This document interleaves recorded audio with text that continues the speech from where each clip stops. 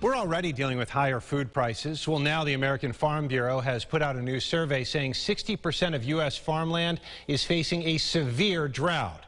In response, farmers are killing off crops that won't reach maturity and selling off heads of cattle early.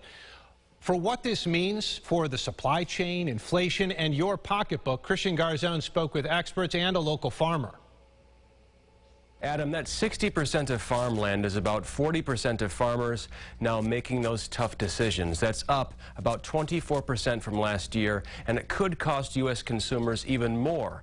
Much of this is due to a decentralized agricultural system.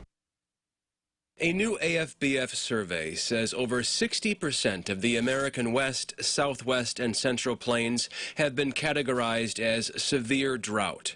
Stephen Carnevale, a supply chain expert at RIT, says what happens in other parts of the country has an impact. It just causes all kinds of problems, right? It can cause price increases, it can cause shortages. Even here in Rochester, he says that's due to the concentrated nature of U.S. agriculture. A handful of companies in a handful of places are pumping out the majority of product. It's less than ideal, certainly. When it comes to the drought conditions here, though, Dale Wickham of Wickham Farms says thankfully places like his are equipped with ample irrigation. But that also means a lot of extra work, adding to the price tag. So we are able to, for the most part, get most of our crops through those critical periods. But it's a challenge nonetheless. There's times where it doesn't always work out. To add to the problem, financial expert George Conboy says don't forget about the inflation across the nation. Farmers are already facing increased costs, mainly because of higher fuel costs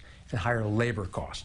That translates directly into higher food prices. Carnevale says the drought disaster is shaking up a fragile supply chain even more. But if action is taken now, perhaps it will lessen the sting. Do we make some fixed investments now? Do we relocate production now? Do you look for alternative sources of supply now? One opinion said the effects of this drought and the supply chain could be felt for years to come by both farmers and consumers. Adam, right back to you. Christian, thank you. To read more on this AFBF study, you can find it right now over at rochesterfirst.com.